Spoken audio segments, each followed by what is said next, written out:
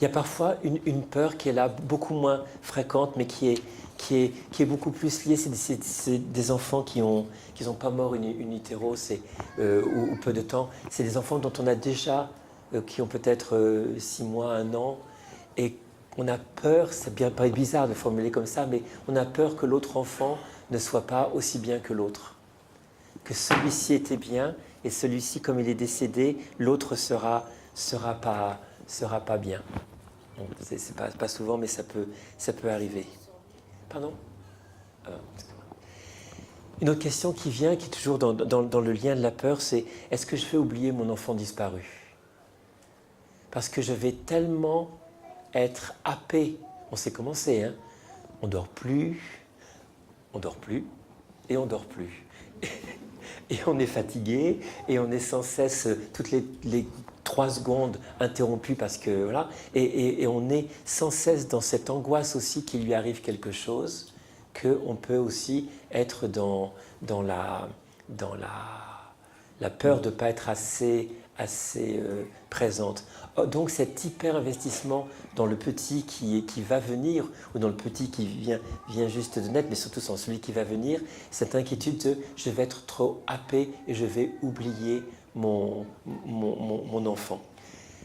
C'est la métaphore du souffle dont vous disiez, hein. C'est vraiment, il sera toujours présent. Mais comme on est dans le cœur du processus de deuil, c'est vraiment important de dire, ok, j'ai cette peur de l'oublier, j'ai cette peur d'être happé, donc je décide de résolument entrer être partie prenante activement du chemin du deuil de mon petit que j'ai perdu. Parce que de fait, hein, on peut tellement être soulagé que la vie reprenne. Ça arrive très très rarement, mais parfois, on voit des parents qui bloquent, qui mettent un mur de béton entre l'avenir et le passé, et qui disent « Ok, maintenant on passe à autre chose ». Mais c'est que défensif, ça. C'est des mécanismes de protection, et ça ne marche pas. Vraiment, pour éviter pour dépasser cette peur d'oublier son enfant, est-ce que je vais oublier son enfant, il faut vraiment poser des choses très claires. C'est poser des rituels en lien avec lui. C'est continuer encore à en parler dans l'entourage. C'est vraiment faire vivre ce petit. Et vous savez bien que combien c'est difficile de faire vivre un petit que personne n'a connu. C'est difficile de faire vivre un petit qui n'a même pas eu quelques heures de vie dans ce monde, où les gens, les proches, même les amis, même parfois même des gens de la famille, ont peu de liens émotionnels. Et vous savez bien que qu'est-ce qui fait qu'on est en deuil?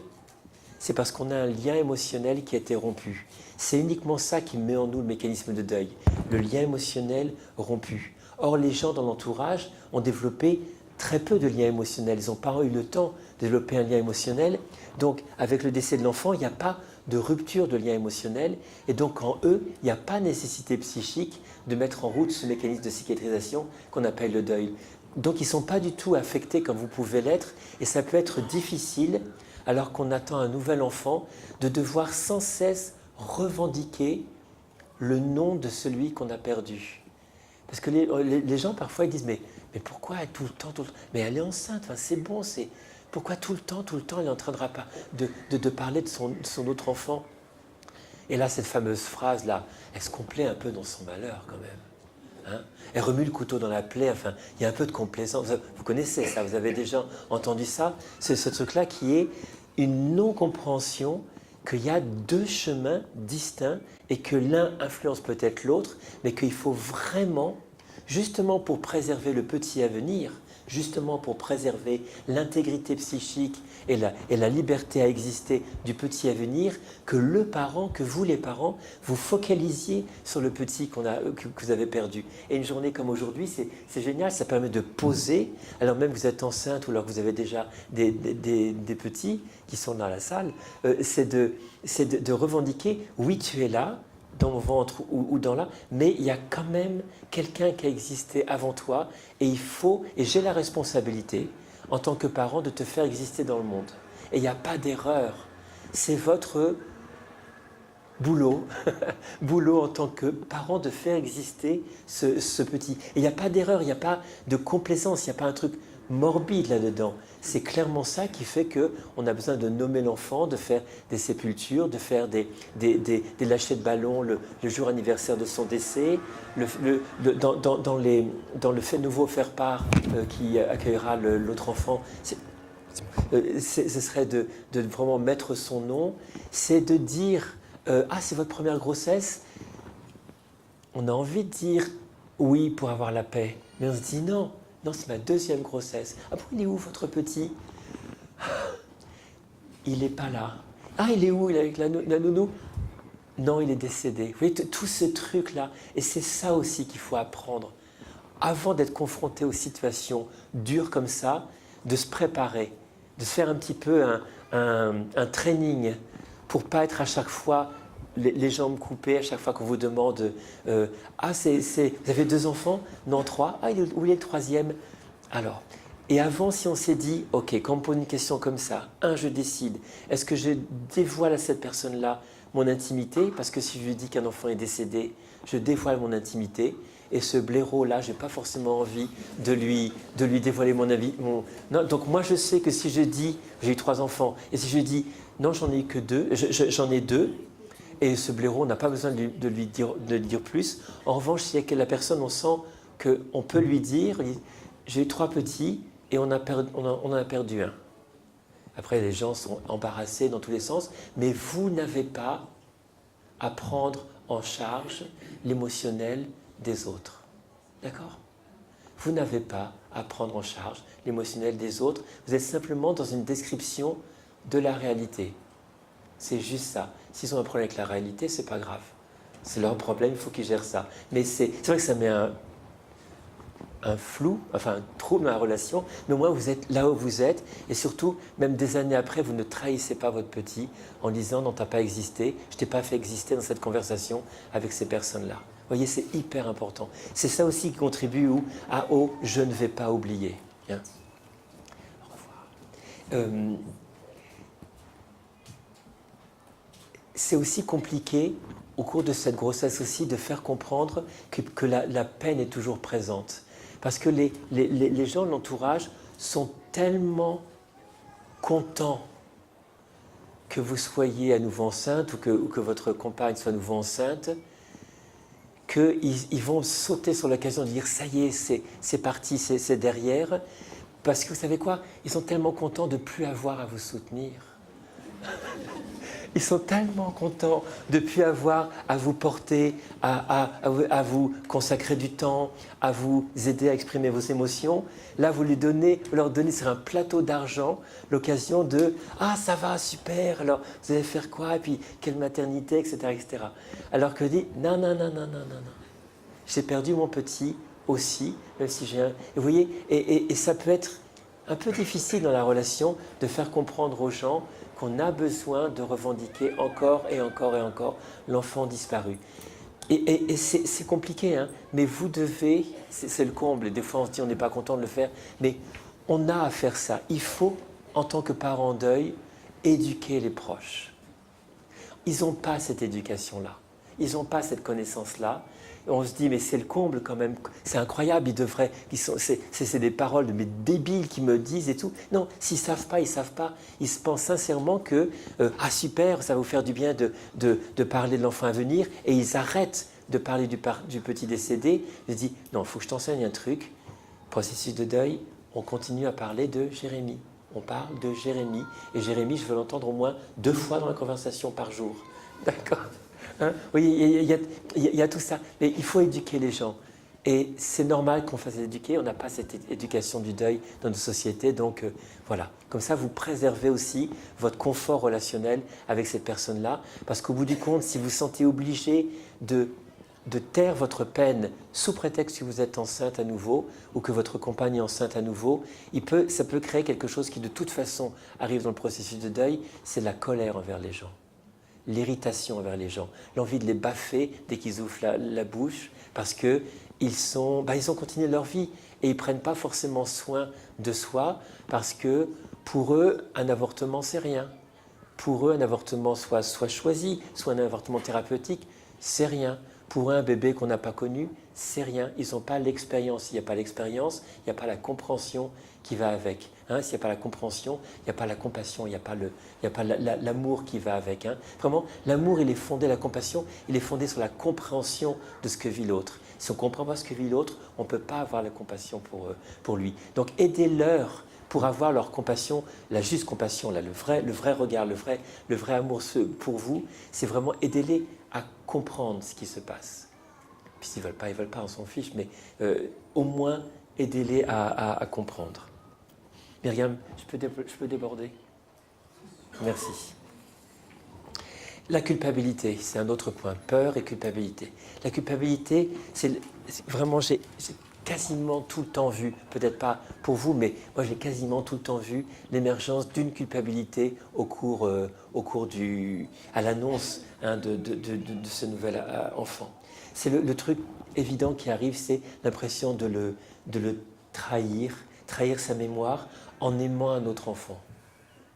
On oublie qu'on a déjà eu des enfants et que l'équanimité, vous savez, cette capacité à donner de façon égale l'amour aux personnes, on l'a déjà pratiquée. On sait déjà donner son enfant, mais on se dit, je vais trahir mon enfant disparu parce que je vais lui donner un amour que je ne pourrais pas lui donner.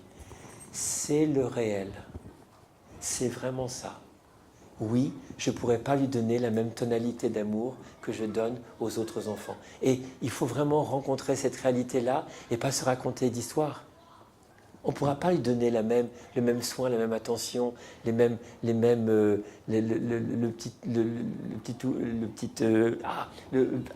petit cadeau quand il y aura la petite souris qui va passer, je n'arriverai pas à le sortir. Toutes ces petites choses-là qui fait que l'amour va se décliner, va se tisser sur 1001 petits gestes. Non, on ne pourra pas le faire. Mais est-ce que c'est pour autant trahir son enfant? Il faut vraiment prendre le temps de se poser. Si je dis trahi, si je dis abandonner, c'est qu'est-ce que je suis en train de me raconter? Et ça, il n'y a pas une parole générale. Il faut vraiment que chacun se pose. Mais quelle histoire je me raconte quand je dis je vais abandonner mon enfant en aimant cet autre enfant à venir? Il y a un truc fou là, mais il faut vraiment le temps de se poser et de dire, ok, mais qu'est-ce que je me raconte? Je me raconte une histoire un peu folle. Je ne l'abandonne pas. Abandonner, c'est, je vais dans la forêt, je le dépose au pied d'un arbre et je m'en vais en courant comme les parents du petit poucet. C'est ça l'abandon. Non, je n'abandonne pas mon petit, je l'ai perdu et je dois cheminer dans mon deuil et honorer sa mémoire par tous les gestes que je peux faire dans ma vie pour honorer sa mémoire. Et j'accueille un autre enfant que je vais aimer différemment de lui parce que justement, le fait de sa mort précoce fait que je ne vais pas pouvoir l'aimer comme l'autre. Je vais pouvoir l'aimer, pas de la même manière. Ça ne va pas se décliner pareil. Donc vraiment, c'est juste rencontrer cette réalité-là. Et vous savez quoi, le réel soigne, le réel fait du bien quand on le rencontre dans ce qu'il est. Avec quelque chose aussi à laquelle il faut être très très vigilant. On souffre d'avoir perdu son petit et le fait de l'arrivée d'un autre petit fait qu'on sent qu'on souffre moins. Et beaucoup de parents associent amour, lien d'amour, avec intensité de la souffrance. Or, comme ils associent l'intensité de la souffrance à l'intensité de l'amour, et comme l'arrivée du petit met une joie quand même qui fait qu'on souffre moins, c'est là où on est dans l'équation de dire « donc j'aime moins ». C'est vraiment des liens erronés. C'est juste cette croyance que la force de l'intensité de la souffrance égale la force de l'intensité du lien d'amour. Non. Mais ça encore, ça a besoin d'être regardé encore et encore, de se dire, ce présupposé que je considère comme acquis, souffrir signifie que j'aime, ben non, ça ne marche pas. Mais il y a aussi un truc pernicieux par rapport aux autres. C'est que si je montre trop ma joie d'avoir ce nouvel enfant qui va arriver dans notre vie, ils vont peut-être penser que finalement je n'aimais pas autant mon enfant que j'ai perdu, ou que finalement il est passé en second plan.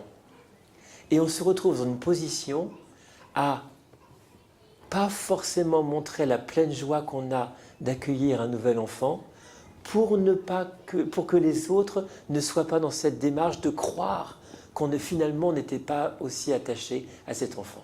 Vous savez, c'est tordu. On est d'accord, hein, c'est wow, c'est des virages en épines, mais c'est vraiment ça qui se passe. Et on se dit, mais je cache ma joie pour pas qu'on pense que mon lien avec mon enfant n'était pas un lien aussi intense. Parce qu'on a dans cette idée-là que amour, intensité de l'amour égale intensité de la souffrance. Vous voyez, hein, c'est vraiment essentiel. Un autre truc aussi qui est c'est pas aussi important, mais ça peut être là. Hein. Ça n'arrive pas souvent. En tout cas, c'est pas nommé souvent explicitement, mais il peut y avoir, avec l'arrêt de l'enfant et toute la souffrance qui a généré la perte de l'autre, on est fatigué. Vous savez bien, hein, le deuil, ça épuise. On nous avait dit que le deuil, c'était la peine. On ne nous avait pas dit que le deuil, c'était un épuisement physique majeur, n'est-ce pas? On ne pensait pas que c'était aussi... Et donc, l'arrivée d'un enfant, toute cette énergie qu'on doit mettre, il y a certains parents qui me disent, je n'ai pas le jus. Je ne vais pas pouvoir donner le max de ce que je peux donner. Et donc, c'est un support de culpabilité. Et il y a aussi quelque chose qui est... cette lassitude, elle peut aussi provenir... Je suis lasse parce que ça devrait être la joie d'arriver d'un enfant, mais je suis lasse parce que j'ai perdu la confiance dans la vie. J'ai perdu l'insouciance. Ça, c'est vraiment la grande perte majeure. Quand on perd un enfant, c'est on perd l'insouciance. On sait qu'on ne peut plus accueillir de façon insouciante l'enfant à venir. Et il y a une certaine pesanteur qui est là, une certaine gravité, parce qu'il y a ce truc terrible que l'on sait maintenant. C'est terrible. Hein, la mort d'un enfant n'immunise pas de la mort d'un autre enfant. Et ça met... On se sent coupable de ressentir cela, mais on sent que c'est une gravité qui est présente dans toute nouvelle grossesse qui n'existait pas dans les précédentes, parce qu'il n'y avait pas ce poids qui est là.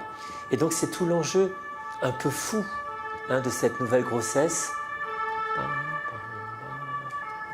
Voilà, c'est tout l'enjeu de cette nouvelle grossesse, c'est de dépasser ce mur de perte de confiance, dépasser cette perte d'insouciance et se dire non, quand même, j'y retourne.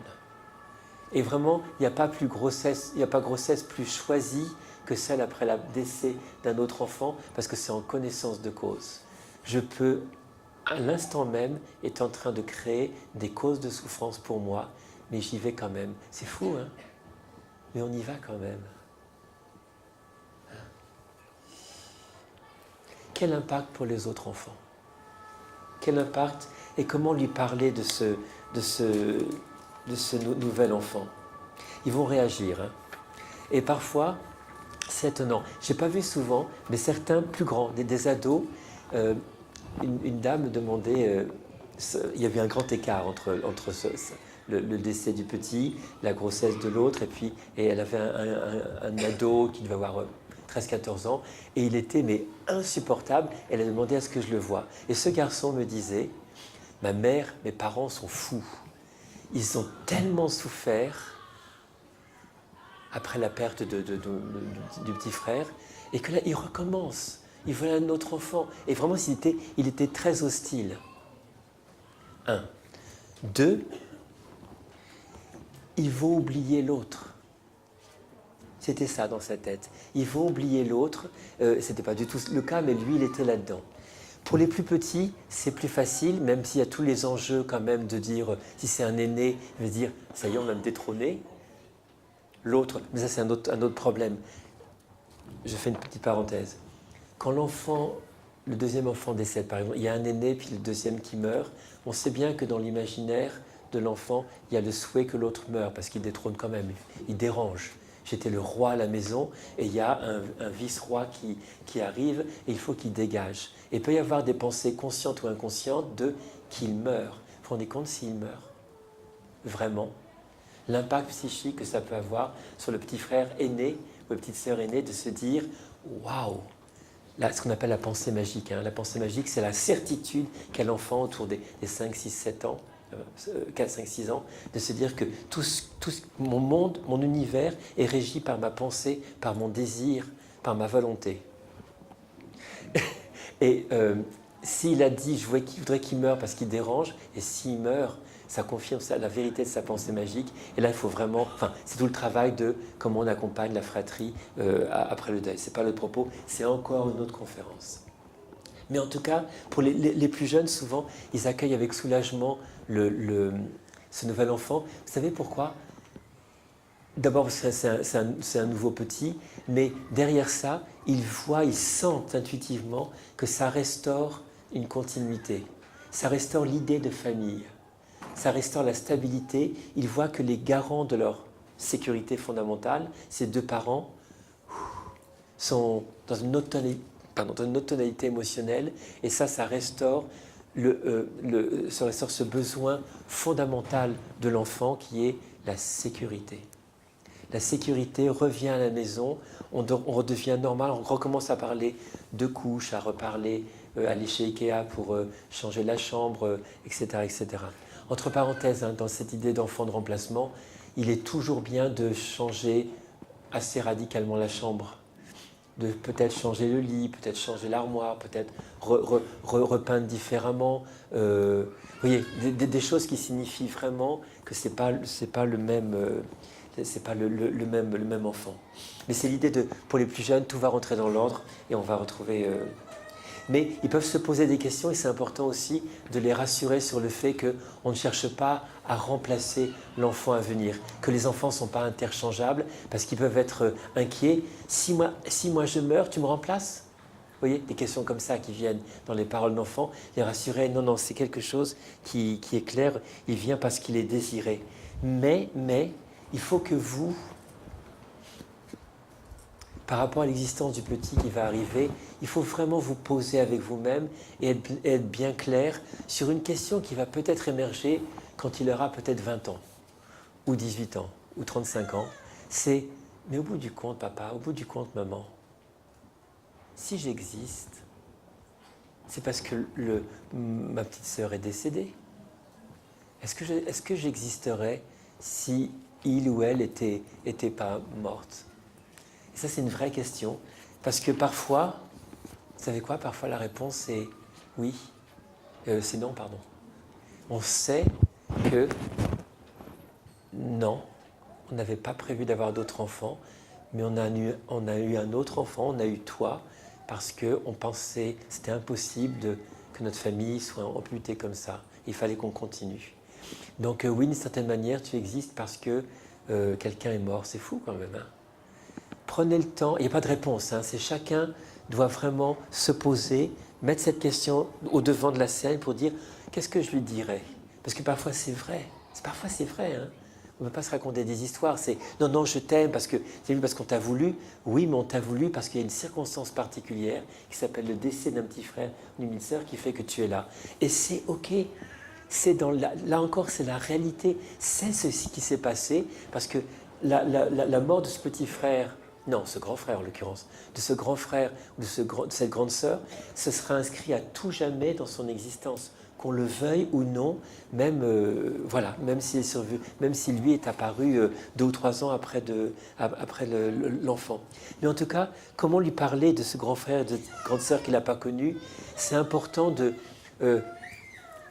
là, c'est des conseils qui viennent de ce que des parents ont fait au fil des années, hein.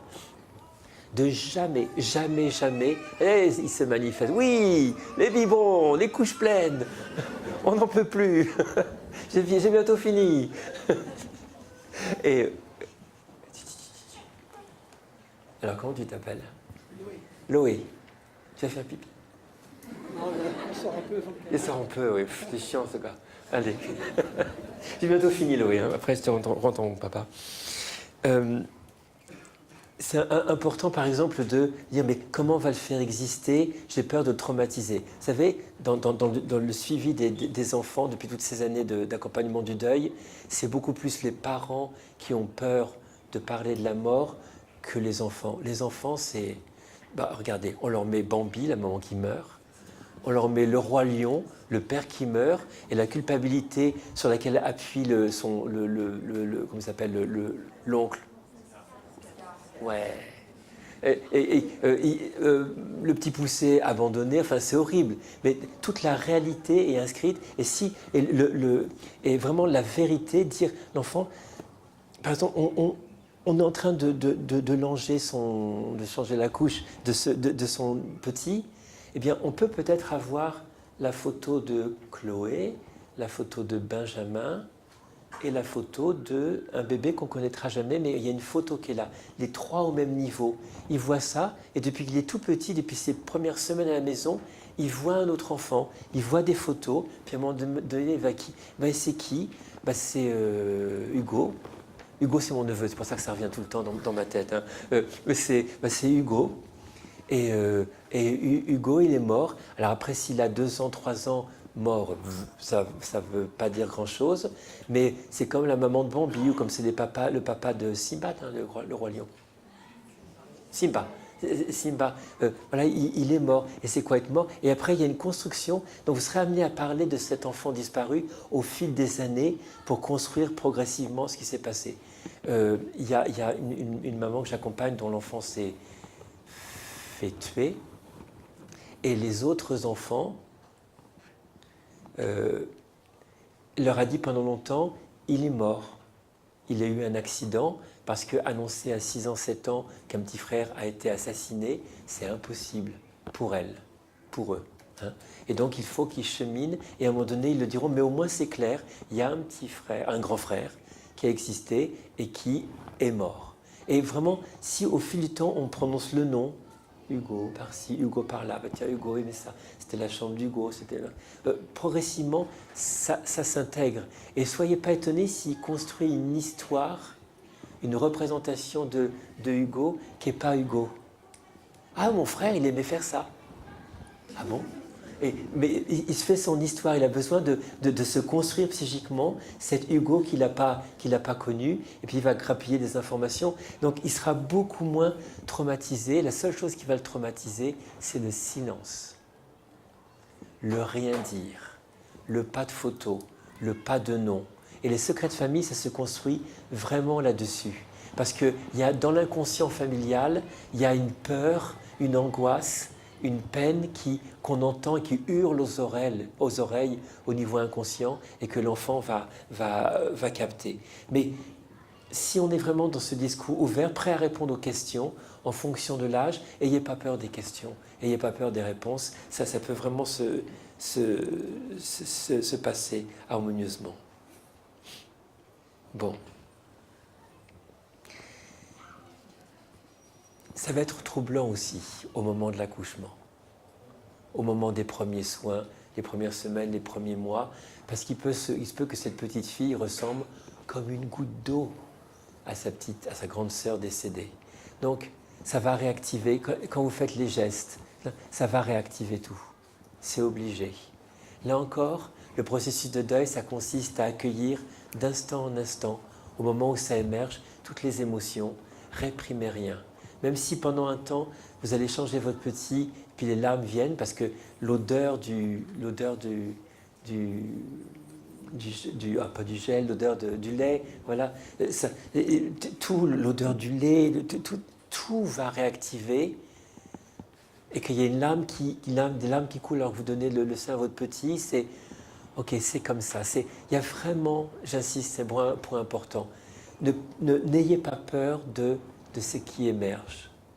Plus vous allez le rencontrer, plus vous allez lui faire de la place, moins vous allez bloquer, moins vous allez contenir, plus vous allez mettre les mots, même avec ce petit qui ne peut pas comprendre, plus ça va s'intégrer en douceur, parce que vous surfez simplement sur la vague de la réalité de ce qui est. Et ce qui s'est passé, le décès de ce petit, c'est la réalité. Et ça va effectivement se réactiver quand vous accouchez. Les mêmes gestes, les mêmes sensations, quand vous allaitez, quand en tant que papa, vous portez le petit dans les bras. Tout ça va réactiver la même chose, mais c'est aussi ça qui vous garantit que vous n'allez pas oublier l'enfant que vous avez perdu, c'est réactiver, activer de nouveau. Donc il y a quelque chose, il y a un support de réactivation, c'est celui que vous avez perdu. Et progressivement, je vous le promets, parce que je vous le promets, parce qu'il y a l'expérience derrière. Je n'ai pas perdu un petit à la naissance. Donc je n'ai pas cette expérience-là. Mais des parents m'ont tellement déversé de choses en moi que je n'aurai jamais cette expérience-là. Mais il y a des choses que je sais avec certitude. C'est que ça va rester à tout jamais dans votre vie. Mais il y a quelque chose qui, à un moment donné, va s'apaiser. Vraiment, ça va s'apaiser. Même si ça vous paraît impossible maintenant de penser que cette souffrance-là puisse s'apaiser. S'apaiser, ça ne veut pas dire que quand on va taper dessus lors de la fête des mères, à Noël, lors de son anniversaire, lors de son anniversaire, son décès, ça va faire mal. Ça ne va pas faire mal. Non, ça va faire mal. Ceci est. Ceci est. On voudrait construire une autre histoire, mais ce n'est pas cette histoire-là qui a été écrite. C'est cette histoire-là, la perte de mon petit. Et plus je vais, avec grâce et intelligence et sagesse, accueillir ceci est, et je ne lutte pas contre ça, et j'accueille ma peine au moment où elle est, comme elle se présente, et j'accueille la joie d'accueillir ce petit dans ma vie, et j'avance du mieux que je peux, cabossé comme je l'étais par ce qui s'est passé. Voilà, courageusement j'avance, et je suis d'un courage insensé d'avoir accueilli à nouveau un autre petit. J'avance, et c'est ça qui va être, c'est ça qui va être le... Parce qu'à travers l'enfant que vous avez perdu, vous allez d'autant plus mesurer la préciosité, dans le sens être précieux de cette existence qui est là. Et combien de parents aiment leurs enfants, mais considèrent parfois qu'ils en ont eu à la suite comme ça, et ça va de soi. Là, la mort de votre petit, ça vous montre combien la vie de l'enfant, ça ne va pas de soi. Et ça rend les choses, c'est tellement précaire, c'est tellement fragile, que vraiment autant mettre tout ce qu'on peut pour créer des belles conditions pour l'accompagner. Ce qu'on a partagé aujourd'hui, enfin partagé, c'est qu'à moi qui ai tout parlé, hein, partager suppose un échange, mais il n'y a que moi qui ai parlé. Mais si ça fait des échos, vous sentez que ça frotte à l'intérieur, il y a des associations qui sont là pour justement partager, mettre des mots. Il y a l'occasion peut-être d'échanger entre vous, vous ne connaissez pas, mais c'est peut-être l'occasion de faire connaissance pour pouvoir vous rendre compte qu'il y a une universalité dans un ressenti. Vous savez, depuis la nuit des temps, des mamans et des papas perdent des petits. C'est inscrit dans l'inconscient collectif de l'humanité. Et là, vous êtes rentrés dans ce fleuve-là. Mais l'humanité n'a pas été détruite. On sent qu'il y a des forces vives dans notre humanité qui fait qu'en dépit de ça, on peut continuer à avancer. Donc, partagez, avancez, ayez conscience que ce deuil est un truc important qui va vous transformer à tout jamais. Vous ne serez plus jamais pareil. Et voilà, honorez comme vous pouvez la mémoire de votre petit par votre vie, parce que par tout ce que vous allez poser comme acte bénéfique pour vous-même et pour les autres, et ceux que vous aimez, ceux que vous aimez un peu moins, ça, on peut les mettre dans le package, et tout ça aura vraiment du sens. Ok ? Vous étiez hyper attentifs, merci beaucoup.